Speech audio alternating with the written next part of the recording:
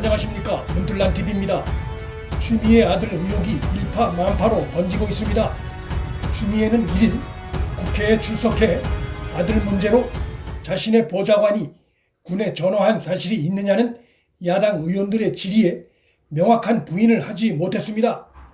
추미애는 의원들 질의에 그런 사실이 없다, 보좌관이 그런 사적인 일에 지시를 받고 하겠나라고 답할 뿐 소설을 쓰내라며 공격적인 반응을 보이던 특유의 모습은 찾아볼 수 없었습니다. 추미애는 그런 사실이 없다는 것이 보좌관이 군에 전화한 사실이 없다는 의미냐고 다시 묻자 저를 단정지어서 말을 하는데 이 자리에서 수사 관련 사항을 답할 수 없다며 한 발 더 물러선 듯한 수동적인 답을 했습니다.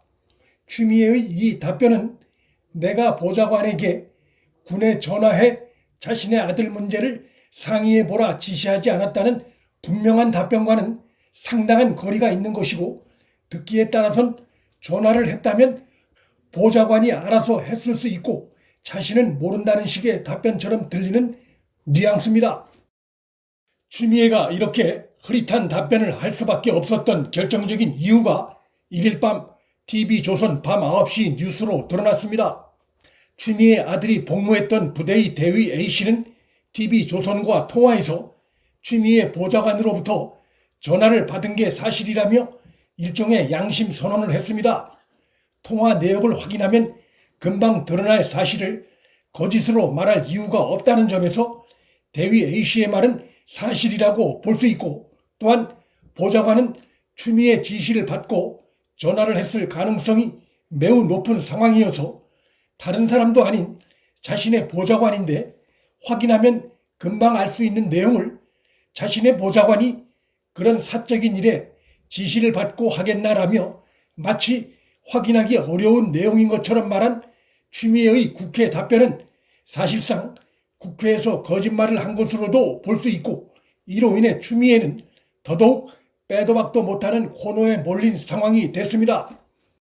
1일 추미애 아들 문제가 하루 종일 뜨거운 이슈였지만 추미애는 물론 추미애 보좌관이나 비서관들 중 누구도 보도 내용에 대해 정면 반박하고 공개적으로 문제 제기하는 목소리가 나오지 않은 점도 추미애가 상당히 궁지에 몰려 있다는 것을 방증하는 상황이라 볼 수 있습니다. 이날 정경두 국방장관의 국회 답변은 추미애 아들 의혹에 기름을 끼얹은 셈이 됐습니다. 정경두 장관은 추미애 아들의 석연치 않은 병가 조치 관련해 간부와 면담일지엔 기록돼 있다면서도 병가 사용에 반드시 필요한 진단서나 군의관 소견서 등 필요한 추가 행정 조치가 일부 안 된 것으로 안다고 발언했는데, 이는 결국 추미애를 감싸게 하려는 의도였을 수 있겠지만 병가를 말로만 신청하고 반드시 필요한 서류 없이 장기간 병가를 사용했다는 것으로 당시 추미애 아들의 장기 병가 사용이 군 규정을 준수했음을 확인할 수 없는 상황임을 국방장관이 시인한 것으로 궁극적으로 추미애에게 불리하게 작용할 수 있습니다. 확인해 봐야 한다거나 잘 모르겠다는 식으로 답변하지 않고 군 규정 준수에 미치지 못했다고 거듭 못을 박은 정경두의 국회 발언은 추미애는 물론 추미애를 감싸고 있는 문재인에게도 상당한 타격이 될 수 있습니다. 이날 더불어민주당이 국회 법사위에서 보인 행동도 추미애 아들 의혹의 심각성을 더욱 짙게 만든 것이었습니다. 더불어민주당은 윤호중 법사위원장과 백혜련 간사 등이 중심이 돼 법사위를 일방 정회시킴으로써 추미애 아들 의혹 관련한 야당의 의혹 제기를 원천 차단하는 폭거를 저질렀다 해도 과언이 아닙니다. 긴급히 발생한 현안을 상임위에서 논하는 것은 관행이었을 뿐만 아니라 국민이 국회에 부여한 의무요, 따라서 의원들이 관련한 질의를 하는 것은 권리이기도 합니다. 그런데 더불어민주당은 여야 간사 간 사전 협의가 안 된 주제라는 이유를 대고 아예 법사위를 정회시켜 야당 의원들이 묻지도 못하게 만들었습니다. 입만 열면 일하는 국회를 만들겠다던 집권당이 자신들에게 불리한 이슈가 등장하자 국회 문을 닫아버리는 이중잣대적 행태가 아닐 수 없습니다. 검찰이 이날 보인 행태도 매우 문제가 심각하다 할 수 있습니다. 이날 오전 동부지검이 한 차례 언론에서 보도된 군 관계자의 그런 진술을 받은 바 없다는 입장을 내놓았는데, 이는 수사 중인 사건에 대해 검찰이 나서 장관을 옹호하는 듯한 행태를 보인 것으로 매우 부적절한 것이라 할 수 있고, 검찰이 현재 추미애 아래서 어떤 상황에 놓여 있는가를 보여주는 사례라 할 수 있습니다. 이날 서울 동부지검이 보인 더 심각한 행태는 추미애 아들 소속 부대 대위 A씨가 TV조선과 통화해서 검찰에서 추미애 보좌관으로부터 전화 받은 사실을 진술했다고 밝혔는데, 동부지검이 그런 진술을 받은 바 없다고 상치된 입장을 밝혔다는 것입니다.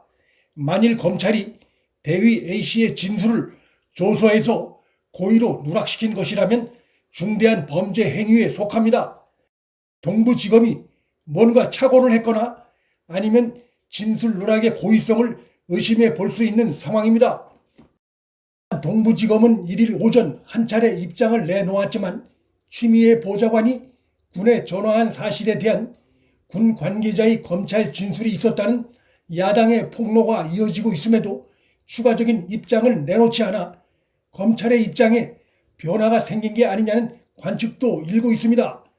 미래통합당 조수진 의원은 추 장관의 보좌관이 군에 전화했다는 것을 3번이나 확인했다며 당의 문제 제기가 팩트에 근거한 것임을 강조하고 있습니다.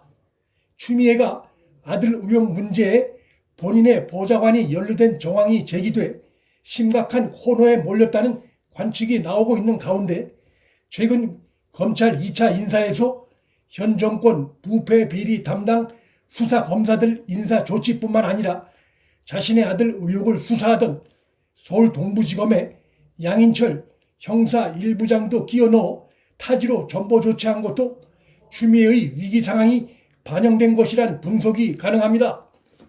정당한 병가 사용이었다는 증빙 서류를 지금까지 제출하지 못하고 있는 추미애가 지금까지 없던 서류를 갑자기 만들어낼 가능성도 매우 희박하고, 더욱이 자신의 보좌관 의혹까지 불거져 법무장관 추미애의 계속적인 존재는 이제 현 정권의 부담으로 본격 비호하는 양상입니다.